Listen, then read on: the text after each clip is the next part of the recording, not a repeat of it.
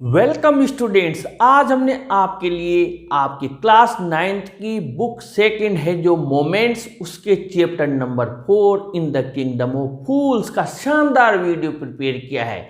इसमें हम स्टोरी को पढ़ने के साथ ही इसमें आने वाले क्वेश्चंस के आंसर्स भी साथ याद कर लेंगे। आज हमने आपके लिए इसका पहला पार्ट प्रिपेयर किया है। आइए स्टार्ट करते हैं। ये हमने आज आपके लिए थोड़ी सी स्टोरी लिखी है इसकी, और हम कंटिन्यूस के वीडियोज आपके लिए लाएंगे ताकि आपको पूरी स्टोरी, काफ़ी लॉन्ग लंबा चैप्टर है ये, तो इसकी स्टोरी भी साथ में याद होती जाएगी और इसके क्वेश्चंस के आंसर्स भी साथ याद होते जाएंगे। आइए, कहानी कहाँ से शुरू होती है? जैसा कि आपके चैप्टर का नाम है इन द किंगडम ऑफ फूल्स, यानी कि मूर्खों का राज्य, साम्राज्य।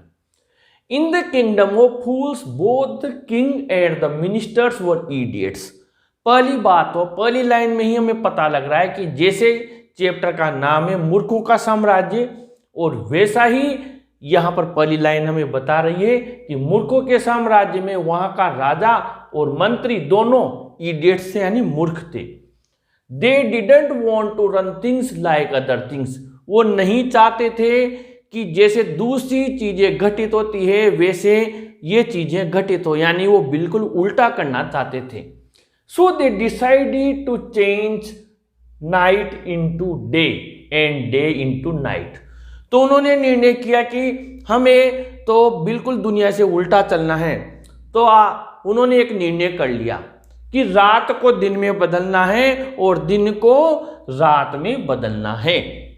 They ordered that everyone should be awake at night and do their work। उन्होंने एक आदेश जारी करवा दिया कि पूरी जनता को बता दो कि अब आज से ही हर कोई रात में अवेक यानी जागेगा, कोई सोएगा नहीं।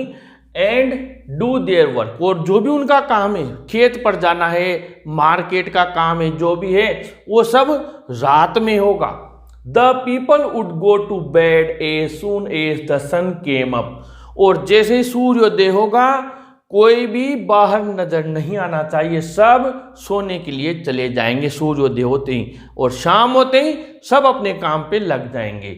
ऐसा उन्होंने आदेश जारी करवा दिया। अब लोगों में सजा का डर था, इसलिए उनकी बात मान ली सबने। When the Guru and his disciple arrived in the city. एक दिन एक गुरु और उनका शिष्य उस शहर में आया। It was broad day light, बढ़िया शानदार डे लाइट थी, यानी कि सूर्य की रोशनी थी, चारों तरफ अच्छा उजाला हो रहा था। But there was no one about, लेकिन आसपास कोई भी नजर नहीं आया। उन्होंने सोचा दिन पूरा दिन है और दिन में एक भी बच्चा नजर नहीं आ रहा है, सब कहाँ चले गए? एवरीवन वॉज एस्लीप, सब सोए हुए थे, यहाँ तक कि जानवर भी वहाँ सोए हुए थे। उन्होंने जानवरों को भी दिन में सोना सिखा दिया था, रात में जगना सिखा दिया था। They both were amazed to see as the sunset. वे तब अमेज्ड यानी आश्चर्यचकित रह गए जब सूर्यास्त हुआ। सडनली, अचानक, the whole town woke up, पूरा शहर जाग गया। And went about its nightly business, और सब अपने रात्रि के जो उनके बिजनेस कार्य थे उसमें लग गए। In the market they found that everything, whether it would be a measure of rice or a bunch of bananas cost the same a single डुड्डू। जब वो बाजार गए, भूखे थे, चलो कुछ खरीद लेते हैं, ग्रोसरी की दुकान पर गए और अन्य दुकानों पर गए, तो उन्होंने देखा कि चाहे चावल अब उस कितनी भी मात्रा में ले लो, चाहे केले का एक बंच, पूरा एक गुच्छा ले लो आप चावल केलों का, एक ही चीज, एक कॉस्ट यानी एक ही कीमत थी, अ सिंगल डुड्डू, यानी एक सिंगल डुड्डू में आप कुछ भी ले लो, इतने केले ले लो, चाहे चावल ले लो, जो इच्छा हो जो ले लो, एक ही कीमत थी सबकी। आश्चर्य में पड़ गए, ये कैसा शहर है, कैसे जगह पर हम आ गए हैं। The guru said to his disciple that they were fools.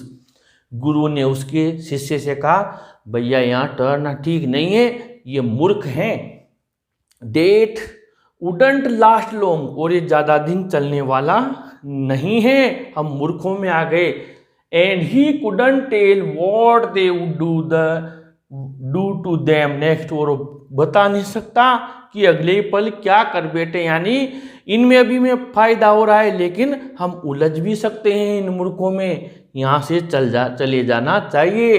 They must leave the place, उन्हें स्थान तुरंत छोड़ देना चाहिए, ऐसा गुरु ने उनके शिष्य को सलाह दी। The disciple wanted to stay in the kingdom of fools, लेकिन जो शिष्य था वो उन मूर्खों के साम्राज्य में स्टे करना चाहता था, ठहरना चाहता था। उसने सोच लिया इन मूर्खों को लूट लूट कर खाएंगे, सब चीजें बहुत सस्ती है, बहुत आनंद से रहेंगे, इसलिए वो तो उस शहर को छोड़कर जाना नहीं चाहता था। As he found everything so cheap there, क्योंकि उसे हर चीज वहां बहुत सस्ती मिल रही थी। ही इग्नोर्ड द गुरुज विजडम, उसने गुरु के बुद्धि से भरे हुए, ज्ञान से भरे हुए उन शब्दों को इग्नोर कर दिया, नजरअंदाज कर दिया। He ate his fill every day, bananas, ghee, rice and wheat, वो भर पेट खाना खा रहा रोजाना, और बढ़िया केले, घी, चावल, अनाज, खूब आनंद प्राप्त हो रहा उसे। And Guru fat like street side sacred bull, और वो इतना मोटा हो गया जैसे गली का कोई पवित्र सांड होता है, ऐसा मोटा तगड़ा हो गया वो शिष्य, जबकि गुरु तो वहां से चला गया। एक दिन की बात है, कहानी यहां से अलग मोड़ लेती है।